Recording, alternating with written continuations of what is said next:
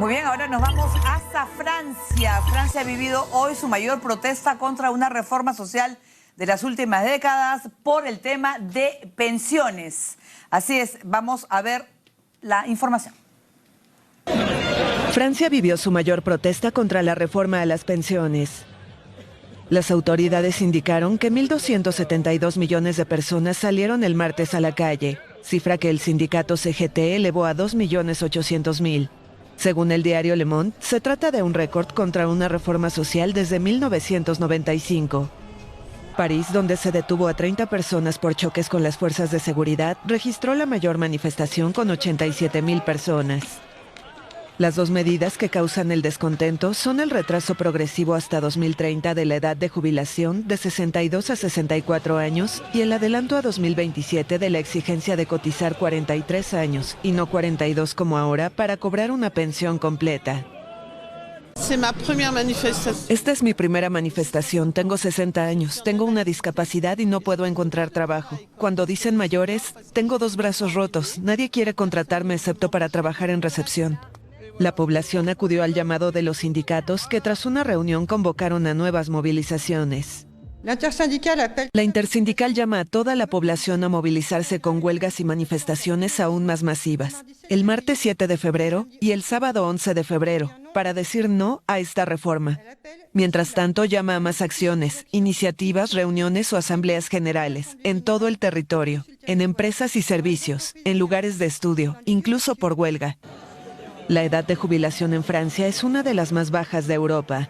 El presidente Emmanuel Macron busca acercarla a sus vecinos para garantizar el equilibrio futuro en la caja de las pensiones. La pandemia obligó a retirar un primer intento, pero el gobierno escogió un polémico procedimiento parlamentario que le permite aplicar el actual plan si las 2 cámaras del Parlamento no se pronuncian para finales de marzo. Veo que la gente todavía está claramente movilizada, así que conocemos la estrategia habitual, que es aprobar reformas durante las vacaciones escolares. Entonces, como saben, en una semana aquí son las vacaciones escolares, pero en Burdeos y en todas partes de Francia estaremos aún más movilizados porque 64 años es inaceptable. No se puede. Desde su llegada al poder en 2017, Macron defendió su voluntad de sacudir el sistema con reformas de corte liberal que le valieron una imagen de presidente de los ricos, como ocurrió durante la protesta social de los chalecos amarillos. El rechazo popular, actualmente alrededor del 70% según los sondeos, aumenta la presión a su reforma de pensiones. Muy bien, vamos a explicar el tema pues de las pensiones porque se retrasa la edad mínima de 62 a 64 años para el año 2030 y adelantar al 2027, hasta ahora estaba previsto hasta el 2035, el alargamiento a 43 años. Actualmente es 42, los años para elaborar. No está de acuerdo la población, pero sin en cambio el gobierno de Macron dice que no hay marcha atrás. Va a haber punto medio. ¿Qué puede pasar? Porque ha sido fuerte la... Bueno, esta es una muestra de que no solo en el Perú hay manifestaciones, ¿no? Multitudinarias, ¿no? No, pero sobre todo ya luego vamos a hablar, que has visto cómo se han portado todos, te digo, de todo y además. Pero ha habido incidentes, ha habido algunos detenidos y todo, ¿va? Ojo. Más o menos una encuesta reciente sostiene que el 70% se opone a esta reforma. ¿Y por qué? ¿Por qué uno pensaría 62 a 64, por qué no 2 años? Que nos parece poco para los peruanos porque hay mucha gente que sigue trabajando. La edad de jubilación en Francia es una de las más bajas de Europa. Y esto se debe a algo que acá es difícil de entender. En Europa todavía existe lo que se llama el estado de bienestar. ¿Qué es el estado de bienestar? El estado que te provee servicios públicos, bueno, salud, educación, vivienda. Que tú puedes estudiar en una universidad nacional y no ocurra como acá, que para supuestamente estudiar bien tienes que ir de una universidad privada, ¿no? Claro. Allá la educación pública es la mejor. ¿Ya? Entonces, para eso el Estado tiene que tener recursos. Entonces, lo que pasa, como ha aumentado la esperanza de vida y también como hay políticas de corte liberal o neoliberal en Europa que han reducido el Estado, ¿no? Entonces, hay más dificultad para sostener el sistema. Antes, más o menos 4 personas trabajando sostenían a un pensionista en Francia. Ahora lo sostienen 2. Entonces, lo que piensa Macron es que tiene que aumentarse la edad de jubilación para que haya más gente sosteniendo el sistema de pensiones. No es tan pacífico, mira. Mira, la Germanderie.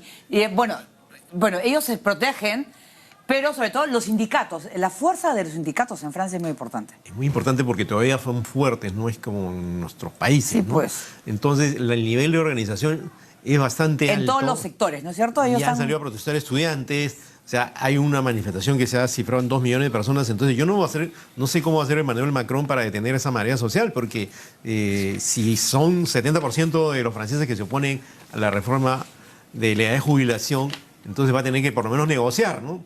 Y es muy difícil venderle a la gente la idea. A 63. No sé, ¿cuál sería el punto medio? Porque la idea, pero lo cierto es que tampoco hay mucho recurso, falta dinero. O sea, para los futuros, o sea, los jubilados de ahora y lo del futuro. Porque además la pandemia debe haber afectado el empleo. Sí, de hecho la pandemia ha provocado efectos económicos en todo el mundo. Lo que pasa es que cuando un país tiene derechos adquiridos, los ciudadanos tienen derechos adquiridos, difícilmente van a retroceder. Porque la lógica de alguien que está acostumbrado a trabajar hasta los 60 le dicen, mira, vas a trabajar 2 años más. Y la lógica de un obrero, de un empleado es, bueno, ahora me piden esto, luego me pedir otra cosa, y luego me va a pedir otra cosa, y así. Okay, ¿Ya? Entonces, buena parte de la población está percibiendo a Emmanuel Macron, que es un liberal, como un presidente de los ricos, ¿no? Porque lo que se aspiraría, por ejemplo, es que otra forma de solucionar esto sea cobrar más impuestos a las personas que más tienen, ¿ya? Pero se prefiere alargar, bueno, una de las medidas... Que podría ser, ¿no? Porque al final tiene que llegar a una solución, porque si no van a continuar esas manifestaciones y a él yo creo que no le conviene como presidente, ¿no? No, claro, y él ha tenido manifestaciones también por los chalecos amarillos, no sé si recuerdas, hace un par de años, ¿no? Esta gente que salía a protestar con chalecos amarillos, pero esta me parece que es bastante más grande, ¿ah? Es una marcha de gran envergadura, 2 millones de personas en la calle no es poca cosa. Y esa enorme oposición probablemente lo haga retroceder o por lo menos entrar a algún tipo de negociación con los sindicatos o con los representantes de los trabajadores para ver qué se puede hacer y no mantener esa propuesta como está, ¿no? Yo estaba leyendo, por ejemplo, que Macron de repente no es muy dado a la negociación. Ya había pasado ya con un problema que ha tenido hace unas semanas. Bueno, tiene fama de ser resistente, ¿no? Pero con una manifestación de 2 millones de personas, no sé si te puedes mantener en la misma posición, ¿no? Hay que saber negociar, pues, ¿no es cierto? Al final, en eso está. Yo creo que es ceder, pero hay que saber hacerlo también. Bueno, es lo que también pasa acá, ¿no? Se habla de diálogo. En realidad el diálogo tiene que conducir a una negociación y un acuerdo. Eso es lo que no está pasando acá y no pasa en otras partes del mundo, ¿no? Si el presidente no quiere dialogar a pesar de que ve una manifestación de esa envergadura, ¿no? Entonces, eso va a seguir, no creo que se detenga, ¿no? Entonces, algún tipo de acuerdo van a tener que llegar. Claro, porque es que si estás viendo que la gente no está de acuerdo con algo, yo creo que tiene que escuchar. Obvio, ¿no? Tiene que escuchar, ¿no? Y tampoco si más del 70% no está de acuerdo, algo está fallando. O sea, no está bien lo que estoy proponiendo. O sea, es guiarte, ¿no? Claro, eso es una lección que tendrían que aprender en Francia, tenemos que aprender acá y tenemos que aprender en todos los países donde hay conflictos sociales que ahora abundan en el mundo, ¿no? Que dialogar parece difícil para muchos. Es que hay gente que no sabe dialogar. Bueno, se puso de moda la palabra empatía, todo el mundo habla de empatía, Sí. pero ¿qué cosa es empatía? Es ponerte en el lugar del otro, ¿ya? Y eso te puede conducir al diálogo, pero el diálogo puede consistir en que tú te sientas y Te conversas escucho y listo, claro. y ahí acabó. Cuando hay un conflicto muy grande, como el que hay acá, el que hay en Francia, tú tienes que negociar y llegar a algún tipo de acuerdo. Claro. Pero si las dos partes se cierran, o Así más es. partes, entonces la intransigencia preside o influye en la atmósfera social y no se llega a nada. Y eso creo que no es saludable para ninguna sociedad, tener inestabilidad. Siempre se habla de inestabilidad política. Lo que es más peligroso es la inestabilidad social. Eso es muy difícil de manejar. Y eso es lo que creo que puede ocurrir en Francia, está ocurriendo acá y está ocurriendo en otros países cuando la marea social es de tal magnitud que no la soluciona solamente dando un discurso, sino tomando medidas concretas. Muy bien, vamos a ver qué pasa. En Francia dejamos ya las protestas y vamos a hablar de lo que está sucediendo, bueno, la guerra de Rusia con Ucrania. Vamos a ir con la siguiente nota, que el COI asegura que las sanciones a deportistas rusos y bielorrusos son innegociables. El Comité Olímpico Internacional insistió en que las sanciones deportivas a Rusia y Bielorrusia a raíz de la invasión en Ucrania son innegociables, ¿no? Ya se está viendo ya un conflicto que ya tiene un año, ¿no? Ya cumplió, Sí, ya está cumpliendo está un por año en cumplir estos días. y está por empezar, como estábamos comentando, el invierno, ¿no? Y yo creo que es de una manera distinta, ¿no? Bueno, el invierno en Europa es bastante crudo, ¿no? Ahora, Y sin gas más todavía. si no tienes gas, si no tienes infraestructura térmica para aguantar el invierno, difícilmente puedes encarar una guerra. Y lo que no se ve en Putin es la voluntad, precisamente lo que conversábamos, de negociar, ¿no? Es todo o nada.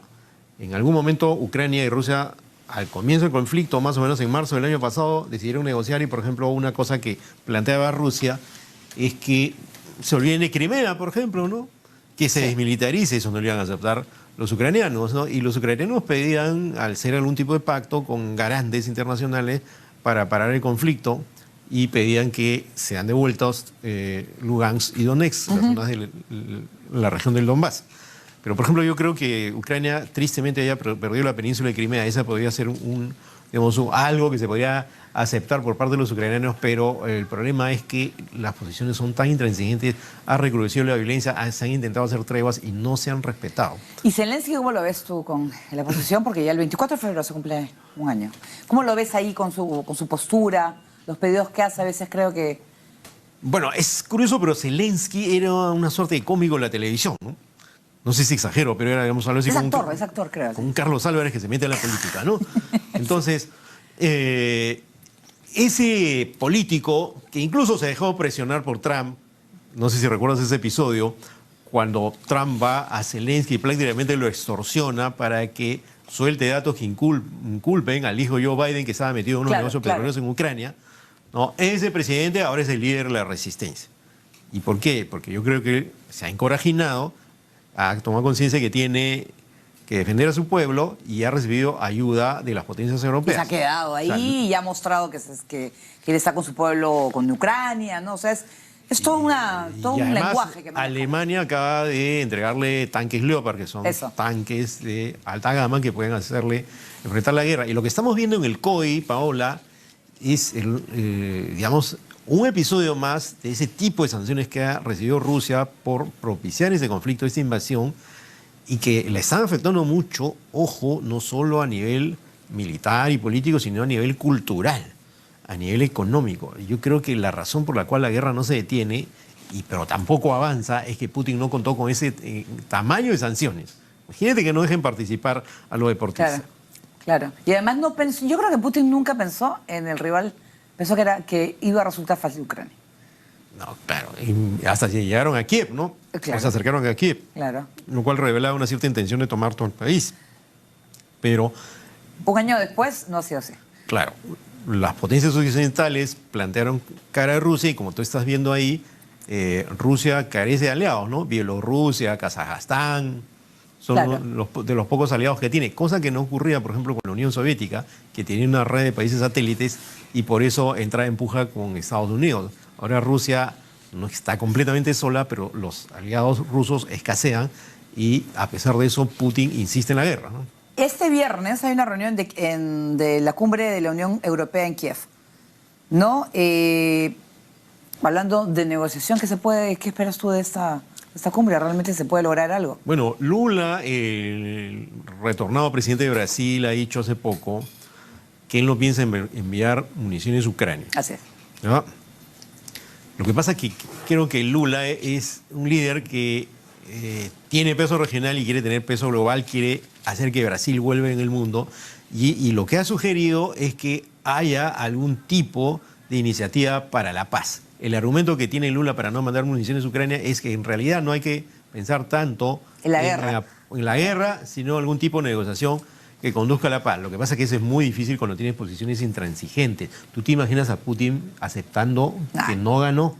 Es muy difícil. No. Yo creo que nunca va a aceptar y Putin, si es posible, morirá en su posición. Yo creo que es él cuando decide algo lo hace. Bueno, hace poco... O sea, lo que yo creo. Un exmando militar ruso, dijo literalmente en una entrevista que la única manera de que esto acabe es que Putin ya no esté, ¿no? Bueno. Ahora, son palabras crueles, ¿no? Pero se habla que está enfermo, que también podría ser... Son especulaciones porque como todos los líderes mundiales, ¿no? Cuando hay mucho poder concentrado en una persona, y es el caso de Putin, o sea, es muy difícil saber realmente lo que piensa, qué realmente les pasa también. Sí, es verdad. ¿No? Hay mucho hermetismo. Entonces, si es que Putin es enfermo, en realidad no lo vamos a saber con detalle hasta que, ojalá... Hasta que nos informen. Muy bien, Ramiro, nosotros vamos a hacer una pausa y vamos a regresar con más aquí en Geomundo. No se muevan.